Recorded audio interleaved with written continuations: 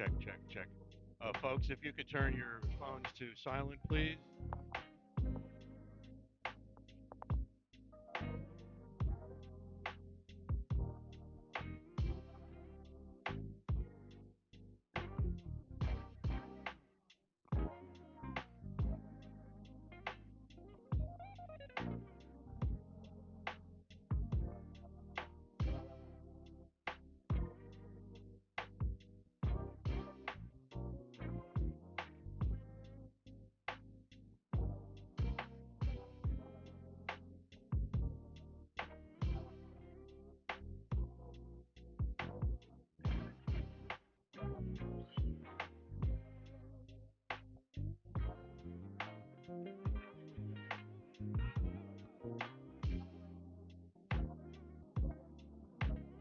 Check, check.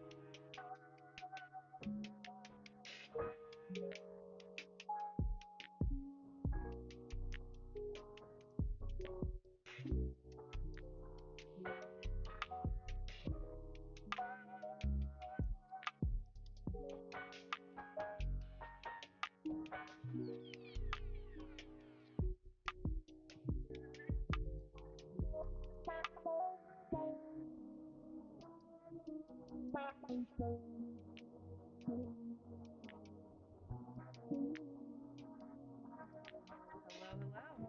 Thank you all again for coming to the VAPA Center. I know the open days are every first Saturday of the month. Thank you for coming again. Always tell your friends, keep coming, keep visiting, and always make sure to look out for our newsletter for any upcoming events we have going on.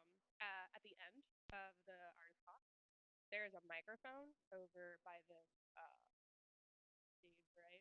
Thank you, Claude. So there's a microphone. So in the event that you have a question at the end of the artist talk, use that microphone. Or you can shout, but ideally use the microphone. And get started. Yeah. Who are you? Oh, my name is Chalice Mikel. I'm obviously not the important person. My name is Chalice Mikel. I'm an abstract painter in the building. I recently was a graduate for the Charlotte is Creative EI cohort. And yeah, I have an artist exhibition tonight at Art Palette. Yes. Yeah, thank you, thank you. So yeah, if you feel like getting a drink, looking at some artwork, 6:30 p.m. tonight, that would be wonderful. I'd love to see you there. Yeah, but most importantly, and the whole reason why you all came here today, is to talk to these, to listen to these wonderful gentlemen. If you each could state your name, pronoun, and medium.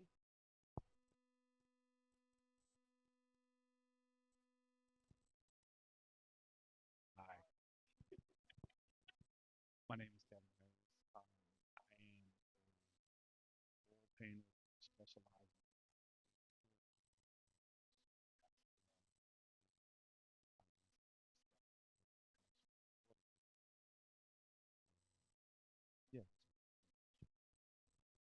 My name is Arthur Rogers. I am a painter and multimedia designer. Um, in my painting, I specialize in oil and portraiture. Also have a part-time job as executive director for Overtime. I'm Bryan Wilson. I too am a figurative oil painter and educator. And where are you an educator? Northwest Florida.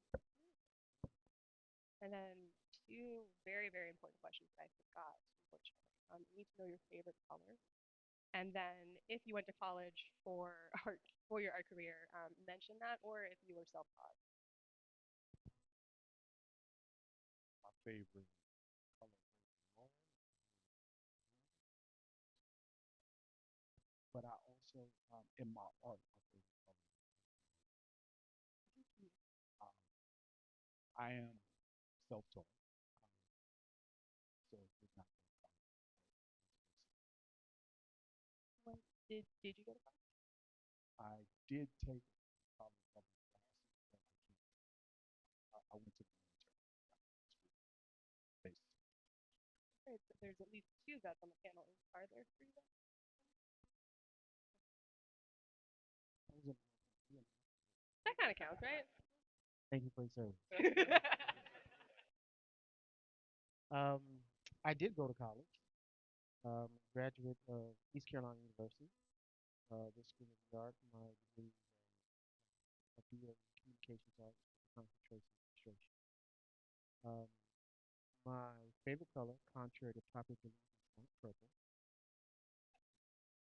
It is orange. Yeah, it is orange. Yeah. Oh, yeah. Always has been orange. I did purple was at one point, but no. No. So I too enjoy blue, but I'll take it a step further. Ultramarine blue is my favorite. Um, I did go to college, so I went to Morris Brown College, so I did the HBCU experience for undergrad. I did end up going back to school in 2012, so I got my MFA in Academy of Art University, and I for arts administration.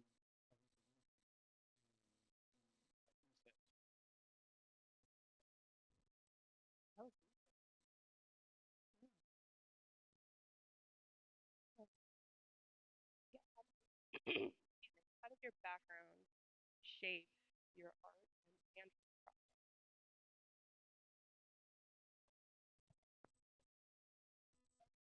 yeah, it doesn't have to be like it doesn't always have to be kept. Like if you know, like go for it. I'll send it Yeah, back that's this okay. way. I'll send Yeah. it fair to Kevin. All right. Okay, so I feel like I've always wanted to embrace community and family. And I think that's kind of wanted to explore education a little bit more. I think it's all interesting. Um, I haven't pursued anything. I think what feels right and trying to do something. And then Brian, where are you from? I'm originally from New Jersey, but I've spent a lot of time in yes, but due to family stuff, I just spent a lot of time in Georgia. I ended up graduating high school in Georgia.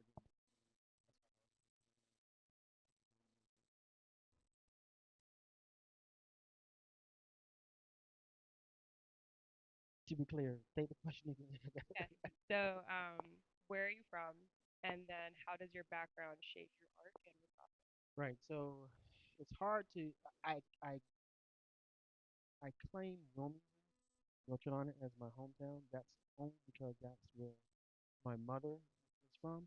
But I've lived all over the world as a child, and that leads into the second part. How does it shape art? I went to 22 different schools before I got to high school. I remember going to one school for 2 days before we transferred to another one, and then only being there a week and then going to another one. And so um, art was the only thing that was constant in my life as a child. So I'd get to a new school. Um, Obviously, I'm not the tallest person in the room, so you could imagine me in elementary school. I was always the only in every situation. uh, only boy, only black person, only artist, youngest person. I was always singled out somehow, and the only thing that was consistent again was the artwork, and it allowed me to break break the ice, start communication with people. I'd come into a new space and I'd just start drawing, and someone would say, "Oh, you can draw. Can you draw me this?" And next thing you know, I'm drawing this, and I'm drawing this for other people, and it just really allowed me to connect to people right away. And so I leaned into that, and it kind of led me to doing what I do because I was always drawing because that was my safe space, and so that's where the detail and the skill and stuff developed from. And me, I'm originally from Washington, D.C., um, Southeast. Um, how does that shape my practice? Growing up in D.C. Um, was a little, I guess, different. I was only good. You know how people have things that they're good at. Everybody has something in life that they're great at. Some people are great at multiple things. I was great at art. Always was great at art. Um, in high school, my high school art teacher really noticed that and kind of pushed me in that way, making sure that um, I stayed in practice, making sure that she taught me all different mediums and techniques and whatnot. So while I never went to college, my art has always been something that stuck with me, always been the thing that gave me peace. You know, when everything else in the world was exploding around me, I could always, and I was always a little bit of an introvert, but I would just navigate to a corner somewhere with a pencil or a pastel stick and come out an hour or so later at peace, but having created something that, people would consider beautiful. So, um, my art has always been shaped by probably what was a crazy and tumultuous upbringing, but art has always been a place of peace and tranquility for me. So that's my story. I love it that that's something I think many of us can resonate with that. Um, Definitely, art is very therapeutic naturally. Um, yeah, no, thank you all for sharing that. I really appreciate it. Um, while you're creating, can you tell us more about the internal dialogue, like the conversation you have with yourself as you're creating? I sent you You the sure you questions. want that? Yes. Yeah, So an I'll go ahead and example. jump in on that Go one get it. since I'm kind of in the middle here. Um, yeah, so, and I'm just be honest, we all suffer from imposter syndrome, and for me, I'm the biggest doubter that I've ever come across when it comes to my work, and we all probably share some of that. But yeah, mine is like, dude, what are you doing? Or I don't know what the hell I'm doing. I'm just making this up until it seems to just hit that point when you're like, okay, I got it. I understand it. I see it. Um, but yeah, I'm in my head a lot. Probably a lot more than I should be. Uh, Always trying to one up myself. Always trying to be better. Pushing myself instead of just doing art for art's sake. It's a crazy competition because it's art versus Arthur, and how that breaks down for me is Arthur has been driving the car for decades, and Arthur is the multimedia graphic designer, and Art has always been in the back seat, kind of scared to drive, kind of afraid to say anything because he's not really sure if he knows where he's going or if he even knows how to drive the car. But life steps in sometimes, and it made Arthur pull over and go to the bathroom and throw up a little bit. And when he came back, he was like, "Look, I'm done. I can't do this anymore. I need you to take the wheel." Um, and Art's been driving a little bit. Every now and again, he might get a speeding ticket. Sometimes, he'll be a little bit timid, and Arthur was like, "Look, dude, go, go, go. I need you to go." So it's that back and forth of for me, it's who's in charge right now, and a lot of times I just don't know, and not to just keep going on, but um, I'm a better person when Art is driving than when Arthur's driving. If I don't paint for a couple days or weeks, I get cranky. And it goes months, I get irritable. I'm just like, but then I'll go in and I'll spend 3 or 4 hours on a piece, and I come out and I'm like, it's all rainbows and unicorns. I'm good. So yeah, but that's usually what's happening constantly in my brain. You're going back to your peaceful place. Right, right, Yeah. right, right. Yeah, Yeah. because Arthur is always having to do things based upon what other people need. That's that graphic designer. That's the difference between art and fine art and commercial art. Commercial art, you're designing for someone else. Fine art is that self-expression. And so for me, yeah, I'm much happier when art is in existence.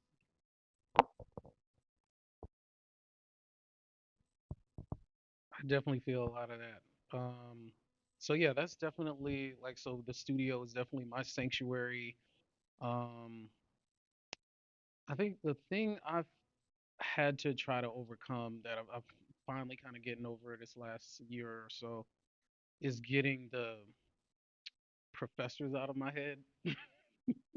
That is Um, so so that's hard. one of the aspects of art school. Not not that it's always a negative thing. Like on the one hand, it's good, right? Because you're trying to grow, you want to push yourself, you want to make sure that you're not forsaking the process of how to make good art or make good decisions.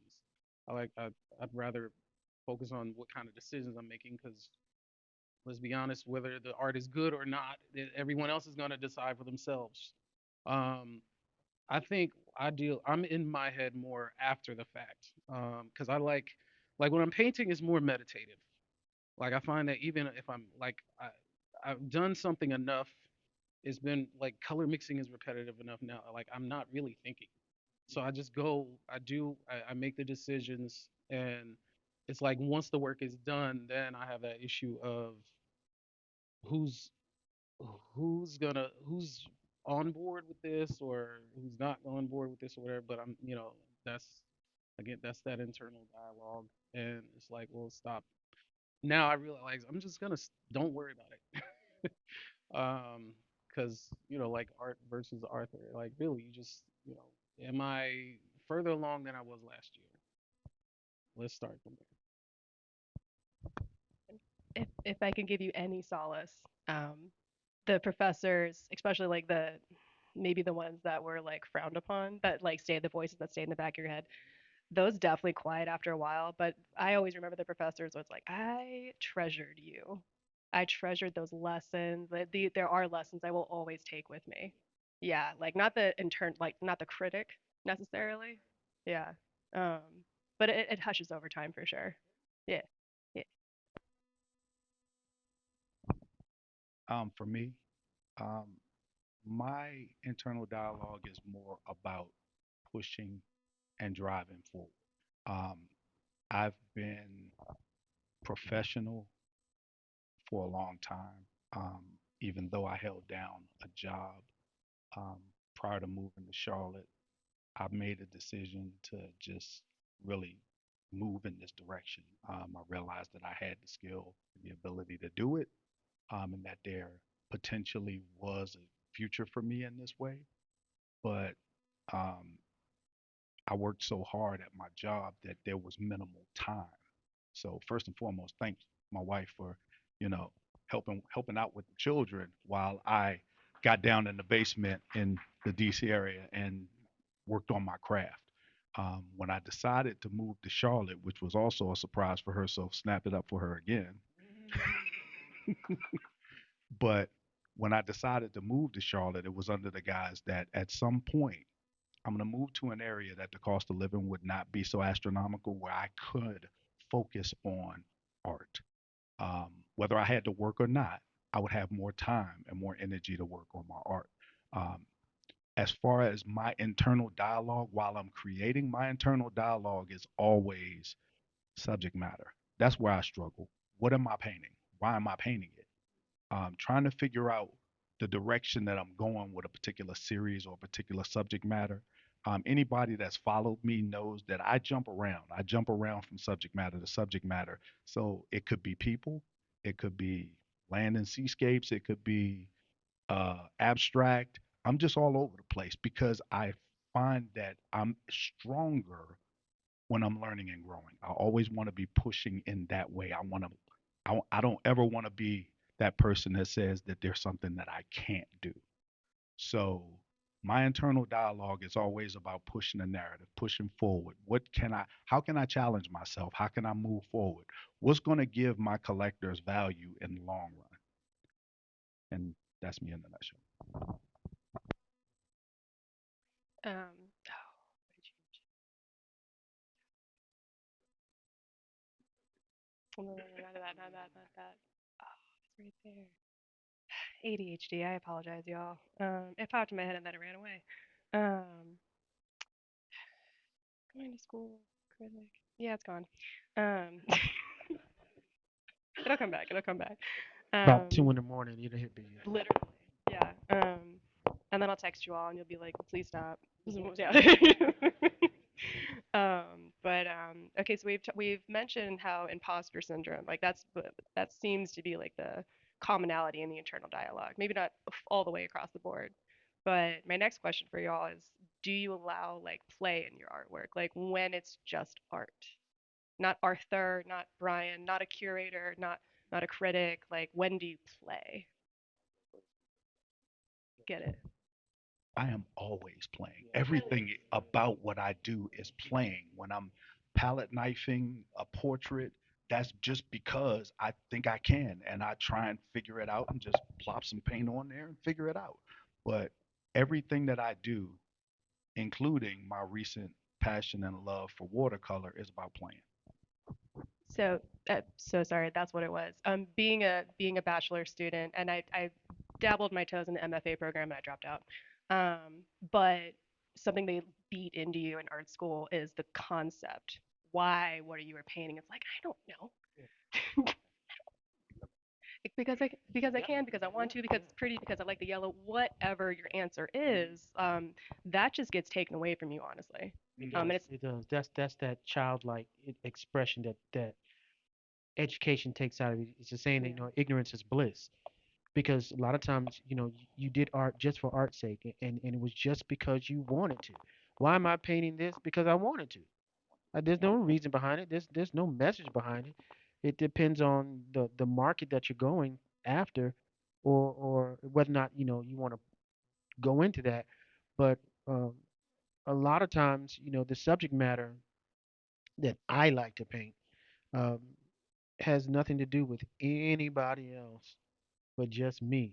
And Joanne can tell you that when I'm in that zone, I'm in the painting, and I'm painting carnival, and I got soca music playing. That's the happiest time for me, and it has nothing to do with anybody else. We had discussions about it, and it came down to now. I was like, you know what? I don't care what people think about it. If no one wants it, well, I don't care. I would paint this if nobody even saw it, because of the connection that I have with that image, and that experience that I'm giving myself. It is purely selfish, and I'll do that over a commissioned portrait any day.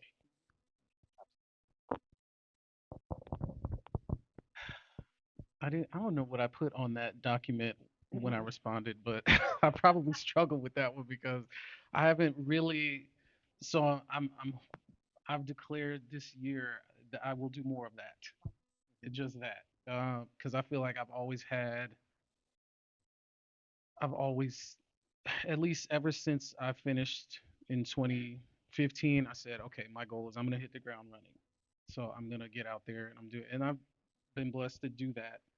And like ideas that you have, I think I thought maybe it was playful at the beginning, but then you have to build a body of work, and then you have to submit a report for this grant that you got. You know what I'm saying? So there's definitely obligatory things that you have to deal with, and so I think that that has kind of encumbered some of the playfulness in my practice. But um, it's something I want to get back to, and it's something that I'm dedicated to doing more of this year and henceforth, because I realized that I wasn't.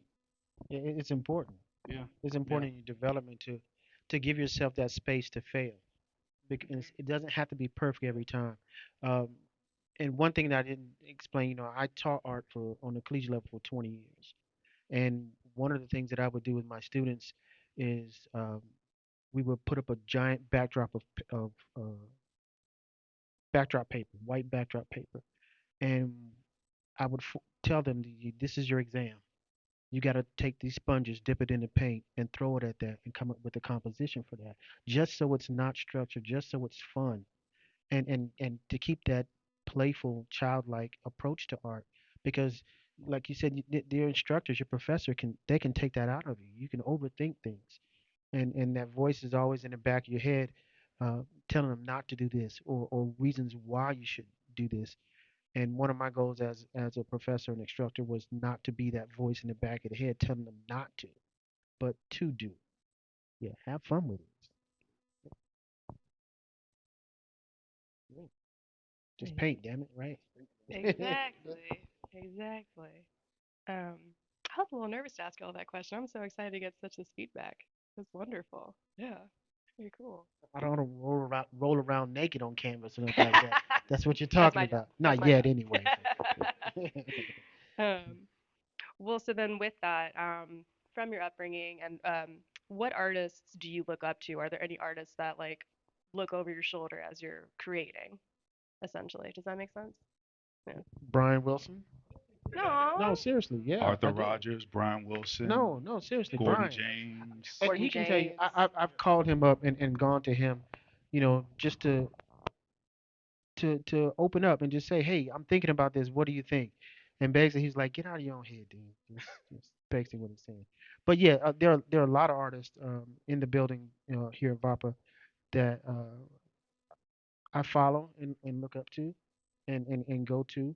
Um, yeah, but on a national or global, yeah, there are a few that I can name.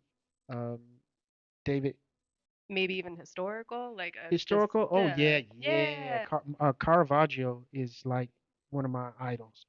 Um, yeah, that's on my bucket list, just to go to Italy to try to experience and see his work in person. That's probably why I paint on the scale that I do. That So makes total sense. Yeah, yeah, yeah. yeah. So, yeah, the Renaissance. I'm a Renaissance person. That was where I was trained. I won't say trained, but kind of pushed into when I was in college, and so it's always been that type of imagery, that classical romanticism, idealized image that I'm always pushing toward. But Caravaggio, absolutely. In particular with your work, Arthur, that how you treat skin and fabric in particular, I'm very jealous. As a creator, it's amazing. It's across the bear. I mean, one man's pain or pleasure, another man's poison. It's just I, I wish that I wasn't that way sometimes, and I wish I could go back to that throwing paint. Um, but it gets you get sucked into the rabbit hole, and you just can't get out of it. I can't get away from it. Yeah, yeah. Don't wish for that. Yeah, no. Honestly, speaking to that, I have watched these two gentlemen for years, and when I think of his process and his practice, um, and compare it to what I do, I'm jealous, but at the same time, I could not dedicate that amount of time to one piece because personally, I would get bored with that piece and move on. So when I start a piece, my goal is to finish it. I have very few unfinished canvases or pieces of paper in my space because my practice is so not fast, but I want to say efficient. You're a machine. You're a Um, machine. so if I were to dive in and go down that rabbit hole, Arthur Rogers style, my wife would be calling me in the studio. You coming home tonight? My wife calls me now. Yeah, right. You coming home tonight? Do I still have a husband? I'm like, I'm painting. What are you doing? But no, with Kev, what I admire about Kev is his playfulness, his willingness to take risk and try something new, and just be like, screw it, I'm just gonna do it. Whatever. There's no reason. I'm just gonna do it. So there's again that playfulness, that lack of purposeful intent. Just paint, damn it. Just paint that. JPD. I try to split the difference because you're the expressive guy and you're the really tight guy. So I'm like, I try to fall in the middle of that. But yeah, we go back what 22 2010, right? Yep. 2010. So that was, I'll be honest, when we exhibited at that exhibit. That was when we that I found my tribe. I had been in Charlotte 2003, What and exhibit that was was the first time seeing these guys work. You guys, Stacy Utley, like this was, and there's some others, the Pinkston sisters. Um, what exhibit was this? this was studio. What was it? 150. Studio Studio 150. 150. That was a 20. 20, Oh, 2016. 2016. 2016. Um, that was a magical moment, and it's bearing fruit, right? Like this is the fruit. So I appreciate all of these relationships and hope to continue to Yeah. cultivate this. So definitely, I share in the mutual respect of everyone's practice. Historically, going to an HBCU first, I was definitely well educated on the Harlem Renaissance, if Hmm. nothing else. So a healthy love for William H. Johnson, Palmer Hayden's janitor who paints is probably that was probably the impetus for me to be like, okay, I'm gonna do this for real.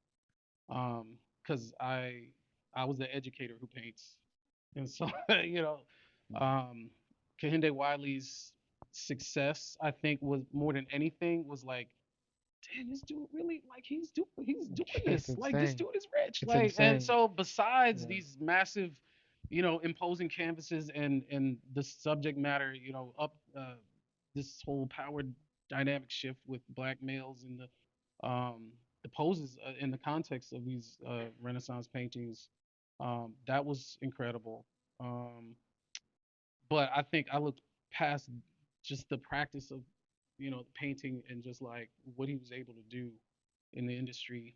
Um, Kerry James Marshall Yes. is a giant in my mind. Like, I'm trying to think. Well, man, right off the top of my head, I'm trying to think of it. Mario Moore, I feel like is the new vanguard for us classical painters.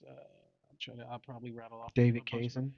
David is yeah, David He's a and Shayna, technician. yeah, yeah, he's razor sharp. And see, that's what it is for me. Is about the technique, the tech, being the technical side of it. I was always able as a kid to draw and paint. I mean, that was never a problem. What I'm always wanting to be is a student of the science of the medium. If you understand what I mean, I want to know why you don't mix a phthalo blue with any other color, or why you don't do this, or why you mix linseed oil instead of walnut oil. That's the type of stuff that I want to delve into in color theory, like the Munsell technique. I want to know that. I can't wrap my head around the patience that it's going to take to be able to do that. Um, so yeah, being a student of the arts is really paramount for me. So yeah. It's an ongoing thing. We just embrace the fact it's a lifelong journey, um, and that's part. I think that's part of the play. So the learning. There's always I consume a lot of that. Yeah. I definitely so that I think I can give myself some credit for playing at least mentally. I Yeah. think that's I think we should get credit for playing that. Like it's not always moving of the brush or the activity in the studio. I think isn't always that's not all it takes to be productive. Yeah. There's a lot of hours in planning and thinking Yeah. that goes into that as well. So yeah, So, that counts. so I don't know if maybe many of you know, but I host a twice a month portrait painting from life session here. And I bring it up to say the reason behind bringing it up was so that I could sit next to these guys because they were on the original email list of people that I wanted to paint Yeah. next to. But just there was a group of artists that I really wanted to see at work. And as their practice is primarily portraiture, those were the people that I reached out to. Those were my tribe, basically. Come, let's get together twice a month, once a month, whatever the case may be. Let's hire a model, to minimize that cost, and let's paint. And just being able to sit next to them and watch their practice, just, I mean, I already loved and respected these guys, but it's like, wow. Um, Right. we just had one, what was it, last week or Yep. so? Yep. Yeah. Yeah. Three of And us were there. yeah, the three of Yeah. us were there. For the first Yeah. time, the three of us were there in a minute. But Hmm. I saw this guy work a was it alla prima? Yeah. Alla Yeah. prima in an hour and a half and was like, what the hell? Yeah. You did that in an hour and a half? Yeah. And then this guy shows up with Yeah. ballpoint pens and colored pencils and does like amazing things in an hour. I'm like, I Yeah. hate you guys, Yeah. man. So just being able to sit next to these guys and on this stage in life, just mutual respect. I love these guys. Just being able to say that these are my contemporaries is Right. just a blessing to me. And not to hijack everything, but the saying that we're contemporaries. I'm a firm believer that when history looks back at this time, and they look back at Charlotte, it's going to be so many of people in this room in this city that they're going to say those were that Harlem Renaissance collective. That you got a Bryan Wilson, you got a Gordon James, you got a Stacey Utley, you got Kev Harris, you got Michael Franks. All of these people were in the same city at the same time and all contemporary. And not well, Gordon's not in the building, but but they were contemporaries. They knew each other. It's kind of like for me when I was in taking art history, and the light went off at that the Ninja Turtles. That they all knew each other. Michelangelo, Donatello, Raphael, Leonardo. They knew each other because the way you realize it when you first start talking about art is you learn Leonardo, you learn Michelangelo. You didn't know that they interacted, that they were friends, that they picked on one, they played practical jokes to one another. And then I think that's what Charlotte is going to be looked upon later. That how amazing was it to be here in Charlotte while all of this, all of these artists that I mentioned, and again, my apologies those I didn't mention, but Osiris Reign. I mean, I can go on, and Chalice, all these powerhouses of artists are contemporaries right here in the same city. It's amazing to me. It gives me chills. I'm sorry. Go ahead, Chalice. No, that was something about the VAPA Center that has been so amazing about being a part of this wonderful building. And thank you. I love being on that email list. I love getting to know you this whole time, especially when we met during the flood of my studio. Like, it's insane. I thought I knew how many artists were in Charlotte, and then I got here and I was like, oh, I was Right. living under a rock. Like, It's crazy the yeah, talent that's here in Charlotte. yeah. We were at an event the other day, Joanne and I, and someone was bringing that up, that the amount of talent that here is in Charlotte. We were at Creative Mornings, and they were saying that the country has no idea. That somebody needs to wake them up and get them here to see the level, not just visual and painting, musicians, dancers, playwrights, photographers, all of that.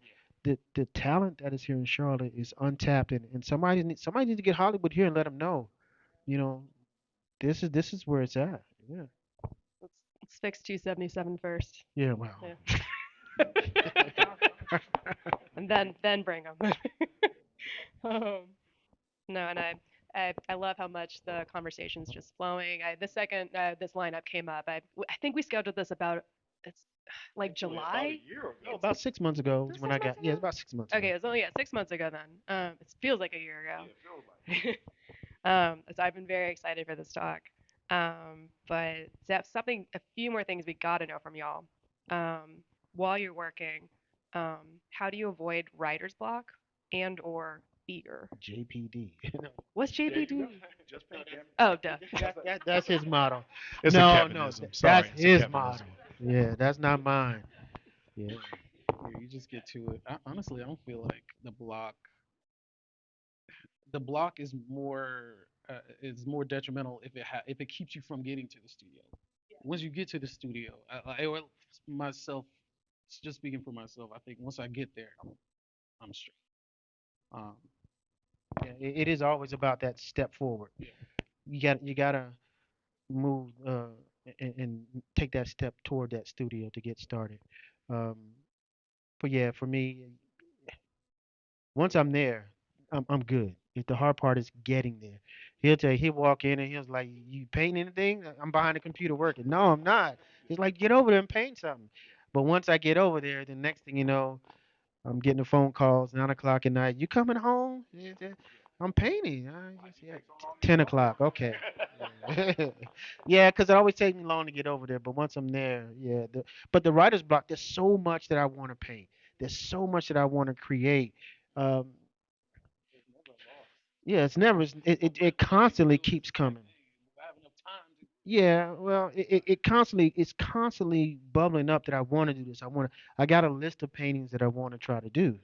And I keep telling myself, I'm gonna do this one this year, this one, this one, this one. And next year, I was like, well, okay, I'll try this and this. But it's just constantly going. You can't get it out. Yeah. For me, and I forgot to mention in the description of what I do, I'm also now a photographer. For me, the artist block is more about um, what I'm going to be painting and basically boredom. I'll get into like a series and start working on a series of portraits, and I'm not feeling this anymore. So what do I have to fall back on? Sometimes, and especially since moving in here, been I've graduated to working like multiple pieces at a time to kind of alleviate that boredom. Now that I'm a full-time artist, I can do it. Back then, when I was just starting, I had to basically work one piece at a time and finish that piece. Now I have a little bit more flexibility, but the photography comes in that now I get to conceptualize what I want to paint and think about who I want to fit into that piece, set it up, shoot it, and then I have reference material. I've had people in the studio here just walk by my door. Hey, come in, sit down. Let me just shoot you for a minute. I just basically pull out my camera and I start taking pictures of people that just walk by my door. Not necessarily because I'm going to paint them. I probably am at some point, but just to have that inspiration, that It's the reference process. library. Yeah, to have that reference library to fall back on as I'm looking through pictures when I'm bored because I'm in the studio every day. But if I'm not feeling what I'm working on, I can just pull out my iPad and just scroll and look at reference photos and be Hmm. like, oh, okay, maybe I should work on that. And I'll pull out some pastels and maybe sketch out something real quick. So for me, it's not a question of block, it's a question of boredom and how do I get past that boredom? And I find that more is, the more I have, the easier it is to get past. No, I definitely I operate in the same way. I have but I'll have like 19 different projects and then sometimes there's wire and then sometimes there's something with paper mache or then jewelry, God Right. forbid shiny. Um yeah, no, I 100%. Yeah. 100%. I've been like slowly taking some stuff to the house and my partner is not happy about it. But it's my house. There you go. um um Um, as we're wrapping up and we're going to get to the audience questions, are there any pro tips you would love to give artists or anyone who's even like about to be an artist? Any life advice, any pro tips? When I was teaching college, my students were always amazed at what I was doing, especially in the demos. You were like, "You just doing a demo? You just did it like this. How do you get it done? And how you do all this?" And they always kept pushing me and pushing me to. There's like, "Well, there's got to be a rationale on how you do what you do.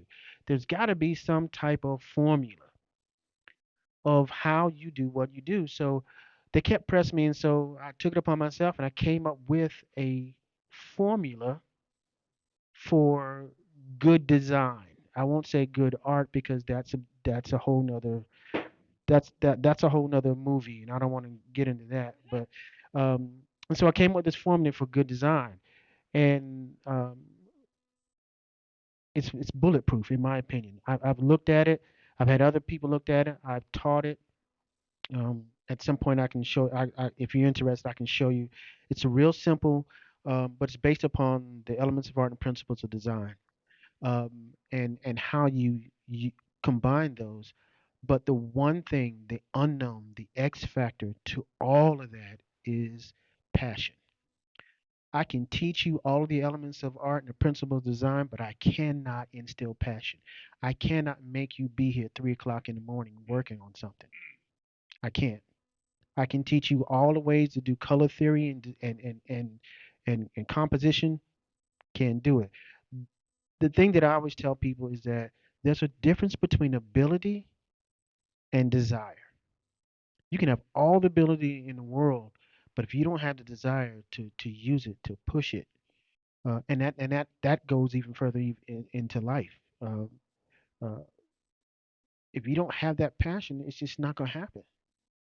I can teach you to draw, and I've been in situations where I was teaching in class, and I literally saw a person that went where that change from the thinking from the left to the right side of the brain happens to where they're drawing stick figures, and in 30 minutes later they're drawing realistic imagery. I've actually seen it happen twice in the 20 years that I've been teaching, because that passion, they kept working at it, and once they accepted what I was trying to teach them, excuse me, it clicked, and it was the most amazing thing I've ever seen for that skill level to change. But it can happen if you have that passion and that desire to push yourself and become better. So yeah. Pro tips, advice. Hello, hello. Okay. Um, I would say, okay, my students know I'm a big Matrix geek. Um, know thyself. So like that's your why, right? Like the more in tune you are with who you are, um, the passion comes when you know all of that, right? Like you know why it's important to you to create something.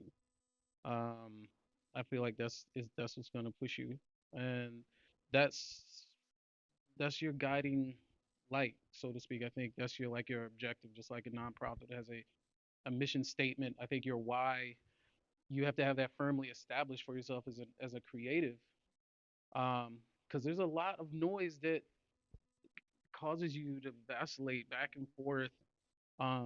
You're encouraged. I'm discouraged. I'm encouraged. I'm discouraged. Like you've got to have that center point, that place, that way to guide you. You have to ground yourself. Is what I'm trying to say. That's my advice. And then just don't forsake the process. Like all of it is process.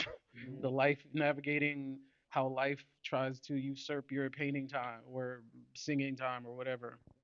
You got to You commit to the gotta like, process. yeah, you gotta navigate all of it. And again, just make sure you've established that why.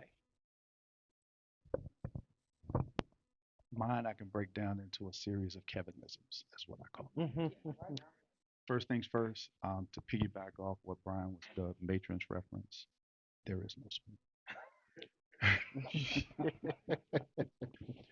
Next one I've been saying, He I've said been, there's no spoon. there is no spoon. Wait, real quick. One thing you gotta know about most of us is that we're always throwing movie references back and Absolutely. forth. So it's always constant. So yeah. Absolutely.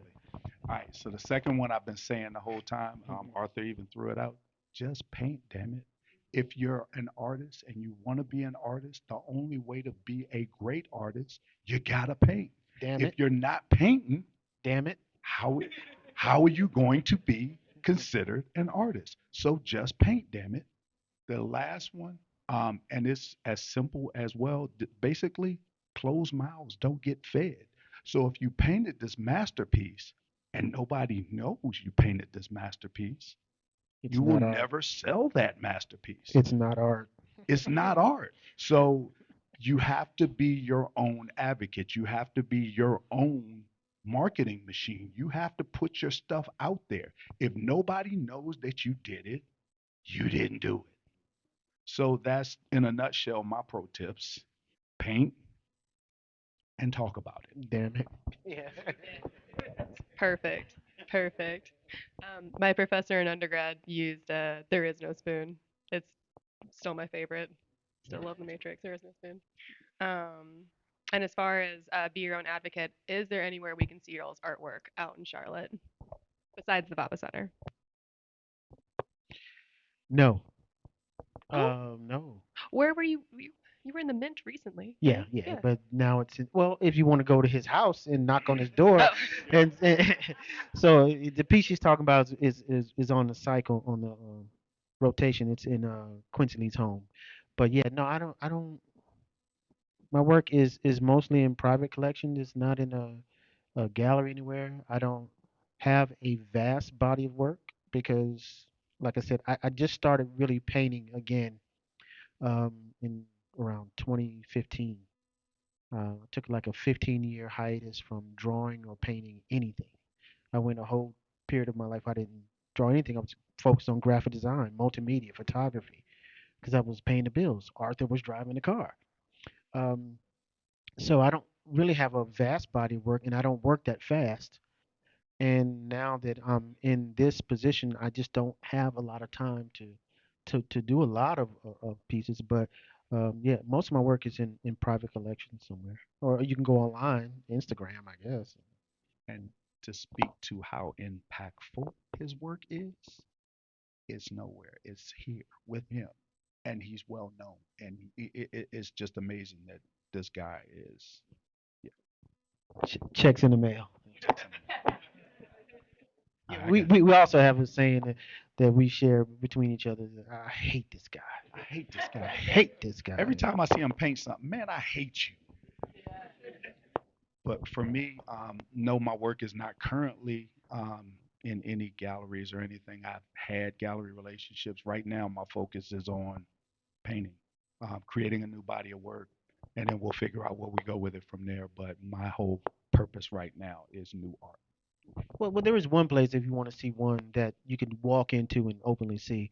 The piece I did on Dorothy Count Scoggins was commissioned by Hunter Everett Law Firm on Monroe Road. It's in their lobby. As soon as you walk in, you can go in and see that. And so that's one that's um, publicly available. Um, and again, here at the VAPA Center. But Right now, so I do have a couple of pieces up at Cabarrus Arts Council's exhibit just opened. Um, there's an exhibit at Chastain Art Center in Atlanta. I have a piece. I'm trying to think. I'm trying off the top of my head. Where am I? you were currently in Charlotte.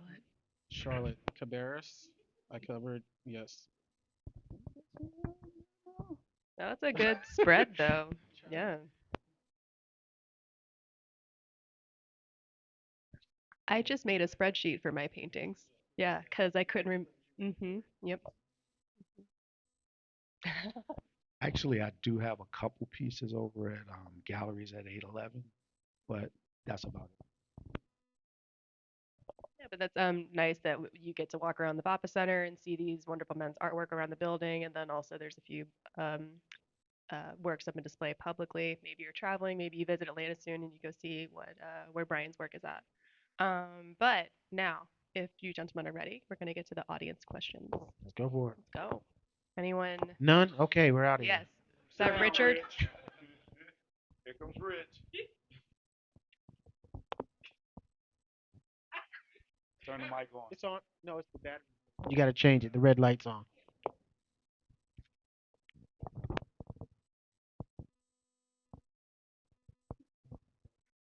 Now you got to turn it on. Okay, Kevin. Ooh, there we go. You know me and my questions. So you can breathe easy because this one's for Arthur. Arthur, in your art statement, you talk about, to me, it is the ultimate challenge to capture the spirit of a person on canvas. So in 2 minutes or time remaining, can you walk us through your creative process from concept to completion for capturing a spirit on campus? How do you capture a spirit Right. on campus? Um, I'd like to sit here and tell you that it's some mystical, magical thing, but it's not. Um, it's kind of just a solitude, a experience. You know, I just sit and I try to find the unique things about that person and focus in on that. I- and it's for me, it all starts in the eyes.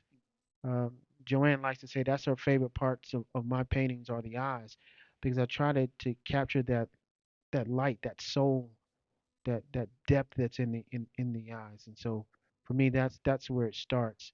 But it's really just a matter of capturing the likeness and simplifying that process. It's I'm not trying to make it uh, a photo of them. I'm not even trying to make it, and it's gonna sound weird, look like them, because my process is I break everything down into shapes, and it's just a matter of compiling one shape next to another, compare and contrast that shape to this one, compare and contrast that color to this one, and one brick at a time, one stroke at a time, one hair at a time, uh, one pour at a time if it gets down to it. But that's the process. It's just step by step at a time. Yeah, shut up. I know. Yeah. So, yeah.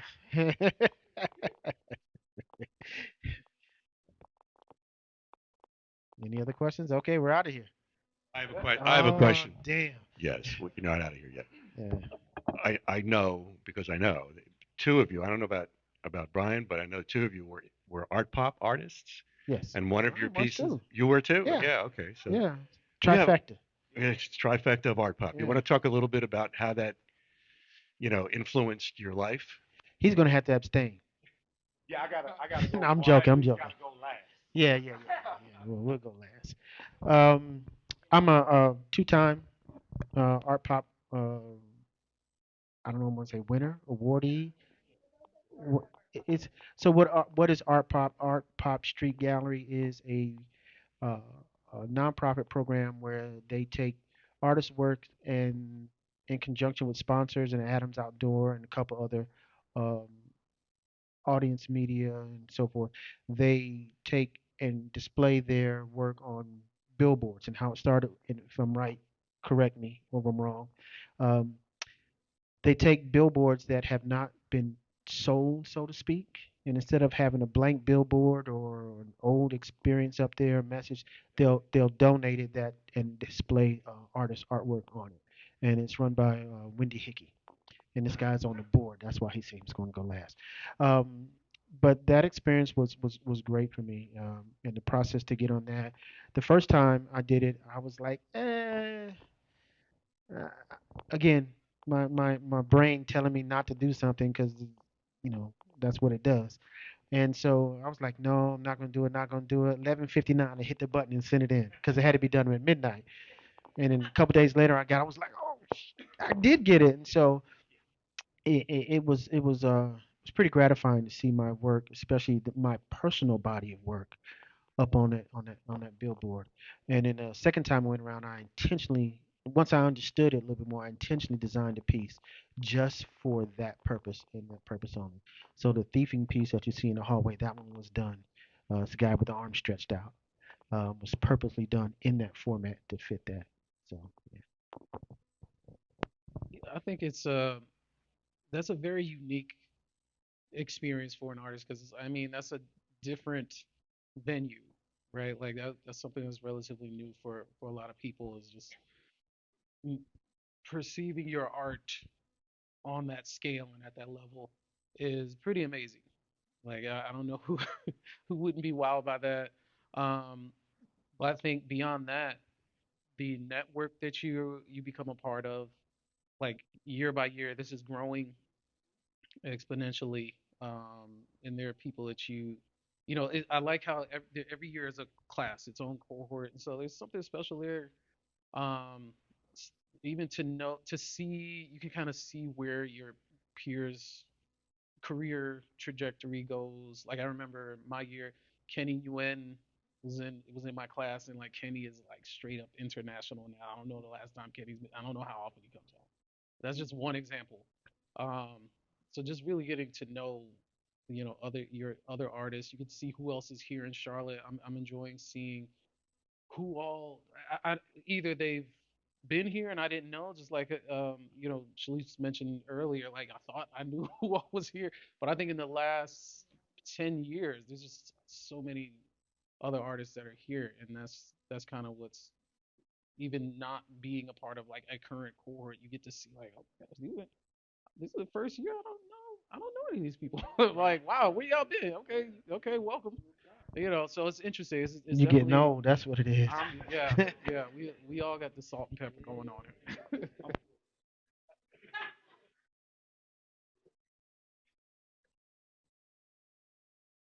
All right, for me, well, of course, they mentioned I'm on the board for Art Pop. Um, I actually crashed their reveal event one year. Me and my wife just said, you know, where's the reveal? The reveal is tonight. Where is it? Yeah. Well, why are you snitching? Lord. But where's the reveal? Can we go? Well, I don't know. You may be able to go. So we went. We crashed, and we really discovered how much of a community it was, and we loved it. I had submitted that year and didn't get in. That's why I was so interested to go and see what it was all about. But it is an amazing event. All of the events that our Pop Street Gallery puts on throughout the course of each year are amazing. Um, the fashion show, is Will in here? Will White? He's in the building. But Will White, we put on a fashion show for the last few years where we take recycled, um, upcycled billboards and give it to fashion designers and let them create what they create. They hire a model for that night, and the fashion show is awesome. Will White took my billboard and put it on a model and was like, "What in the world? What?" It was awesome. So, what I will say, um, not just from an artistic perspective, seeing your work on that scale, it can kind of make the hardest guy kind of a little tear to your eye.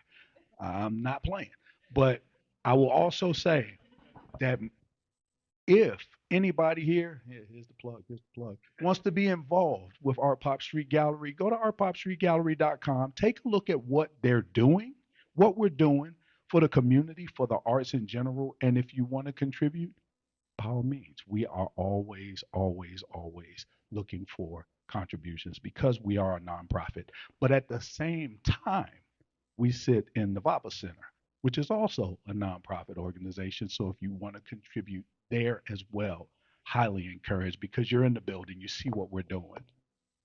Absolutely Is need your this the help. time for shameless plugs? Plug it, Yeah, bruh. yeah.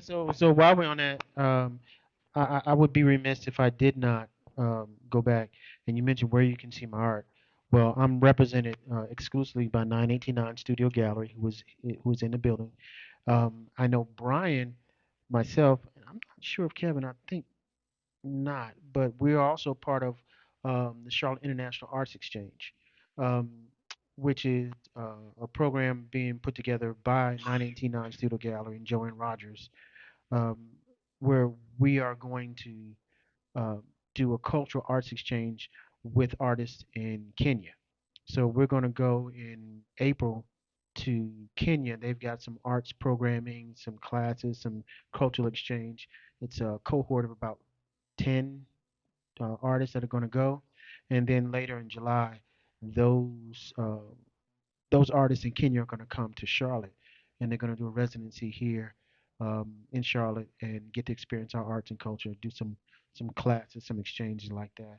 But Charlotte International Arts Exchange is also a nonprofit, um, and we're close to that April travel date. So any donations you can give would go to help pay for the tickets for travel to Kenya for those 10 artists. And I think there's several in the building. Ani Todd is one. Um, Abel Jackson is another. Um, I know I'm forgetting some. Chad's going. So yeah, they're quite a bit of gifted artists. So again, Charlotte International Arts Exchange, CLTIAE.com. Yeah, go there and visit that. And again, any donation you have will help pay for that ticket to Africa. I'm personally looking forward to it. Um, I've never been to Africa. I'm already saying as soon as I see that coast, I'm gonna probably start crying right away. It's on my bucket list to see. So uh, let's help make that dream come true for a lot of us artists who've never been to Africa. So yeah,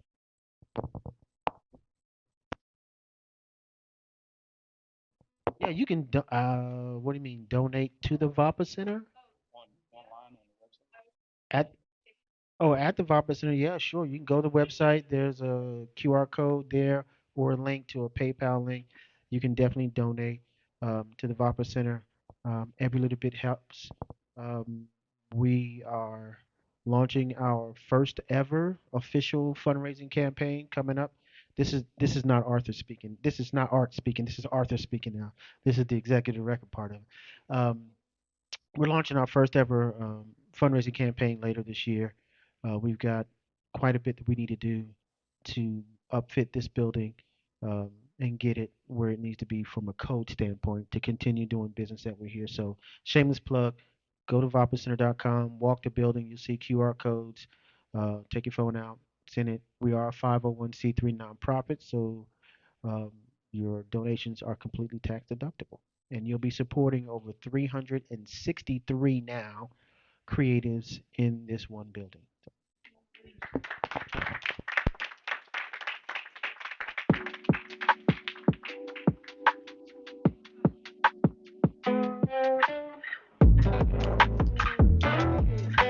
no questions? Wow.